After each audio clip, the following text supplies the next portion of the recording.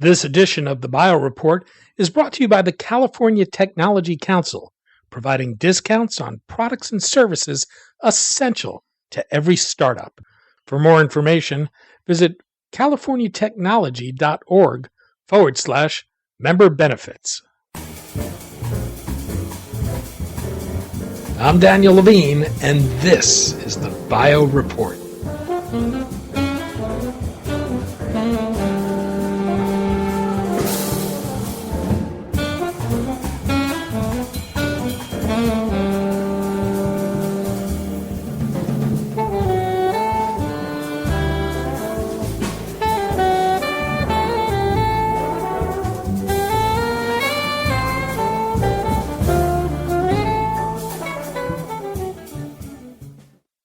Growing challenges in the area of health, food, energy, and the environment have increased efforts to harness biology to create sustainable solutions to global problems. With advances in the ability to engineer microbes to perform desired tasks, the rapidly evolving area of synthetic biology is expected to fundamentally reshape industrial processes and give rise to a new bioeconomy. Leading scientists, entrepreneurs, and investors will gather in San Francisco November 4th through 6th for SynBioBeta SF 2015 to explore the state of synthetic biology. We spoke to Richard Kitney, professor of biomedical systems engineering at Imperial College London, and one of the leading scientists behind the United Kingdom's efforts in synthetic biology, about the upcoming conference, where the state of the science is today, and why scaling up to industrial-sized processes remains a big challenge.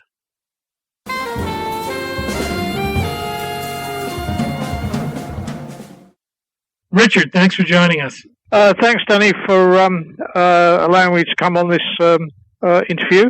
We're going to talk about your work in synthetic biology, the approach to it in the United Kingdom, and the growth of the field ahead of the SynBioBeta event in San Francisco, November 4th through 6th. But I think this is a field that still suffers from issues of terminology.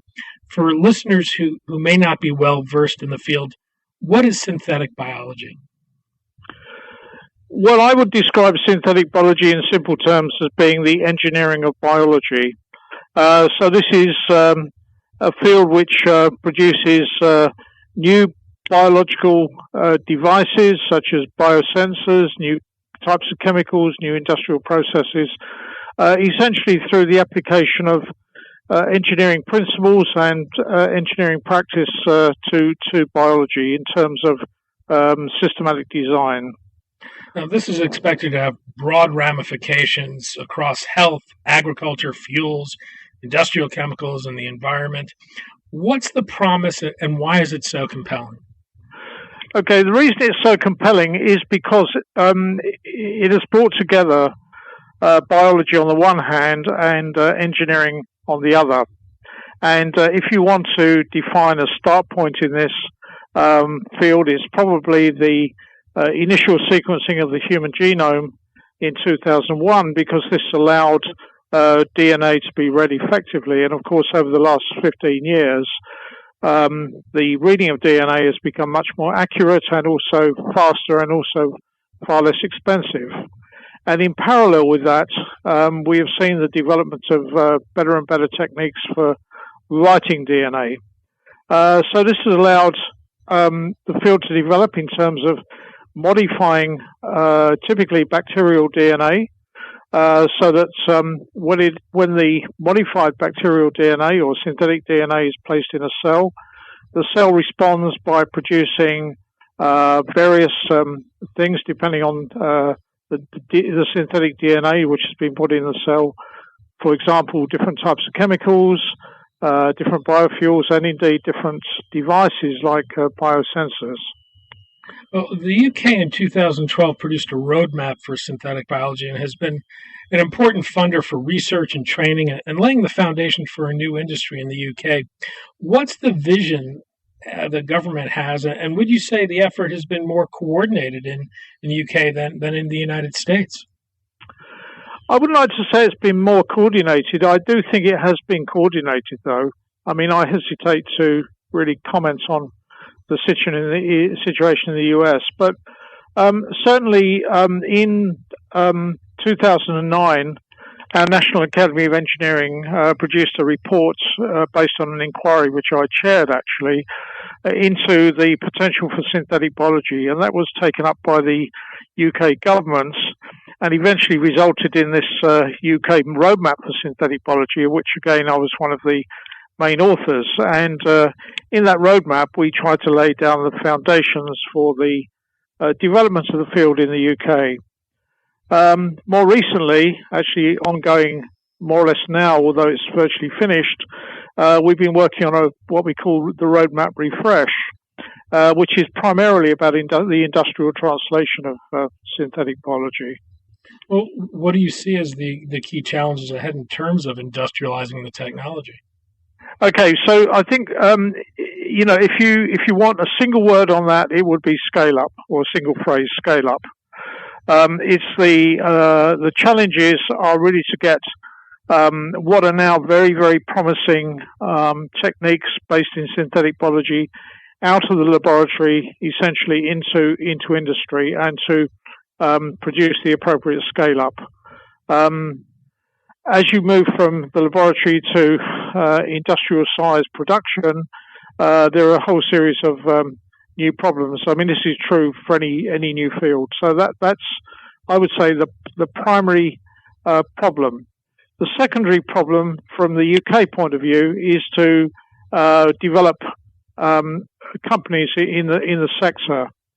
Now, we actually, within the UK, have over 50, which is not very large probably from a US point of view, but for the country of our size, we have over 50 small and medium-sized companies that are working in the field, and the question is how to support them both from a financial and a business point of view. Well, the UK effort is driven by a recognition of how this technology can fundamentally reshape the economy and be a source of job growth. As such, it seems there has been a different approach in terms of moving from basic research to focusing on translational work involving industry and addressing specific challenges of commercialization. How has that played out? Right. Well, I think it's played out pretty well, but you have to understand the background to this in relation to the UK. I mean, there is, let's say, a perception in UK society, and that goes from the government right down to the population, that we're pretty good at doing science in the UK, but not so good at industrial translation. And so as a result of that, the government produced a paper about 3 years ago, which is called the 8 Great Technologies. And these are 8 areas of which synthetic biology is the second most important, which, has the potential to transform the UK economy. And this is really based on what I would call knowledge-based industries, because as a country we don't have much in the way of natural resources, but we do, like the US, have a lot of brain power. So this is a deliberate strategy on the part of the government to support synthetic biology. Well, it's interesting you talk about that kind of need to build industry. Earlier this year, you brought Steve Blank's Lean Launchpad program out to the UK to work with synthetic biology entrepreneurs and scientists.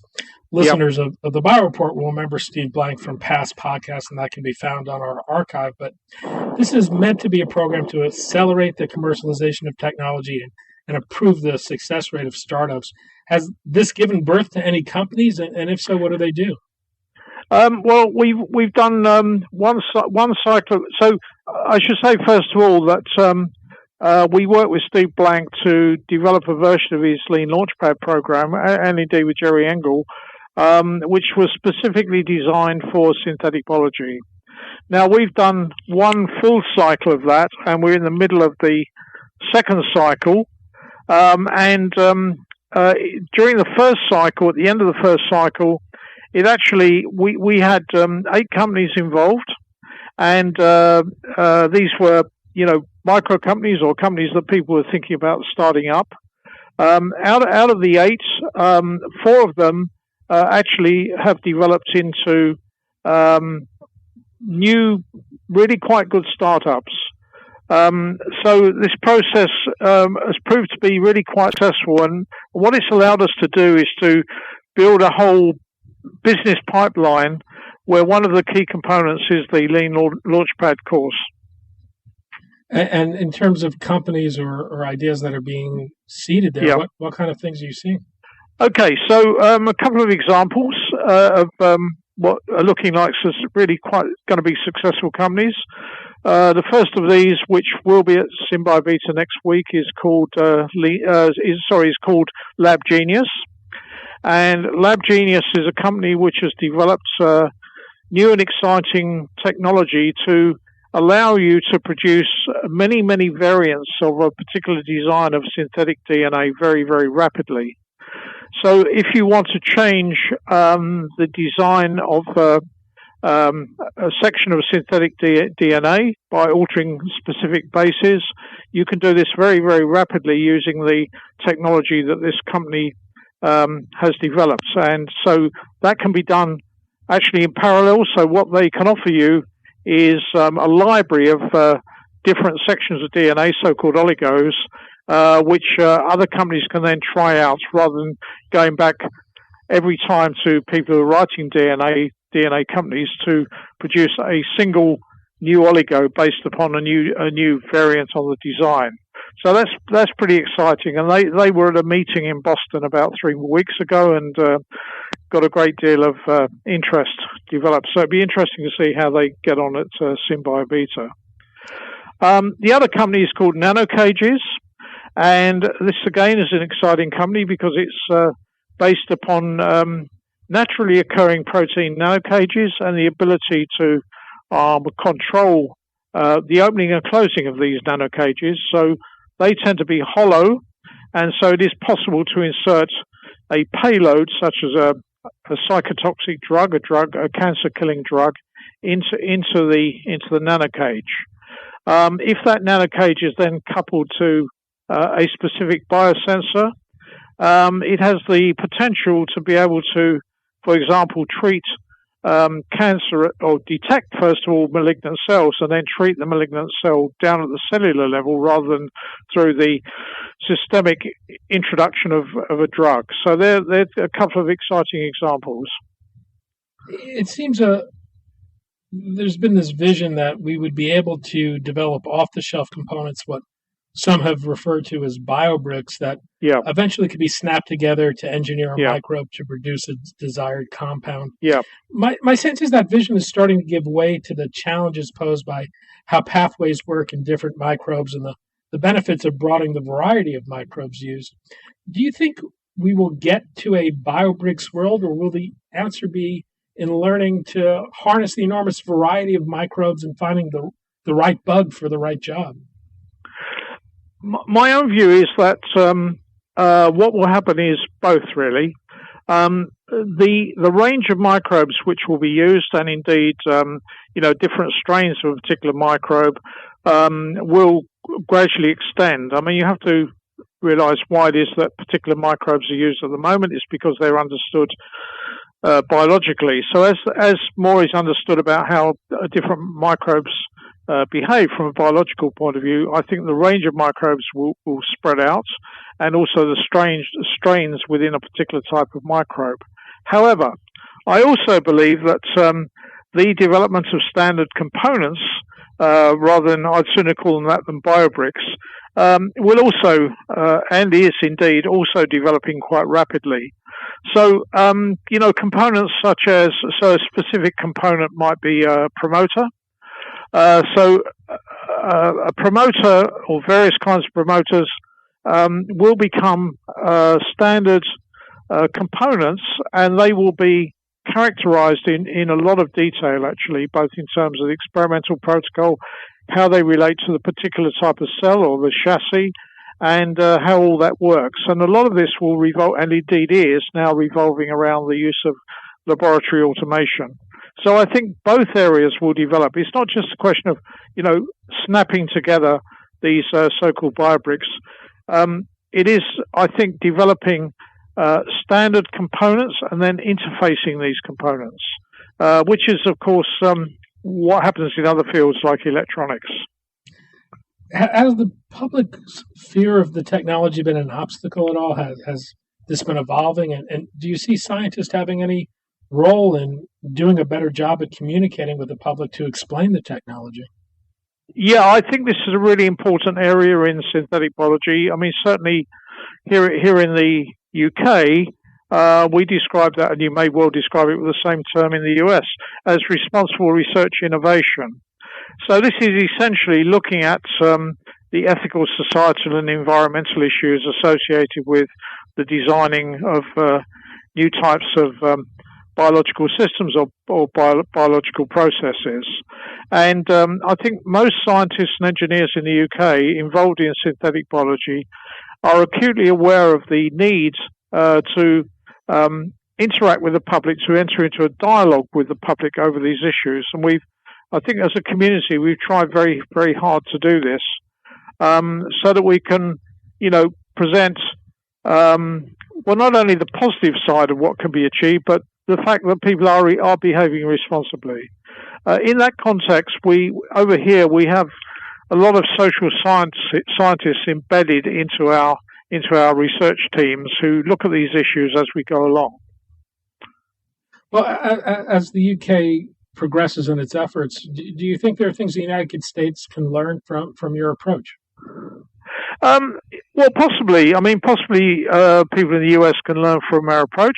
On the other hand, it has to be said that we collaborate very closely with a number of US colleagues. So this is very much a community which involves the US and the UK scientists and engineers involved in the field. So we're learning from each other all the time. I mean, I think one thing that, if I might say so, that I think needs to be learned from the UK is that by putting in public money, this has really stimulated the field. And there is this organisation called SynBioBeta in the US, which I think is an extremely good organisation. It's fundamentally based on Berkeley, on J. Kiesling's laboratory, but involves many universities throughout the US. And I think that's an incredibly important organisation which needs support in the way that some of our activity in the UK is getting support through public money. But that's a personal view. Richard Kitney, Professor of Biomedical Systems Engineering at Imperial College London and one of the leading scientists leading the UK's efforts in synthetic biology. Richard, thanks so much for your time today. Thank you, Danny. Maybe see you next week. You can see Richard at the SynBioBeta conference in San Francisco, November 4th through 6th, and we'll look for you there, Richard. Thank you. Okay. Bye-bye.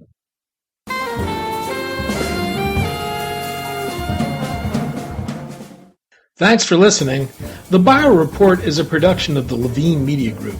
To automatically download this podcast each week, subscribe to our RSS feed or through iTunes or other podcast manager. To join our mailing list, go to levinemediagroup.com. We'd love to hear from you. If you want to drop us a line or are interested in sponsoring this podcast, send an email to danny@levinemediagroup.com. Special thanks to Jonah Levine, who composed our theme music, and the Jonah Levine Collective, which performs it.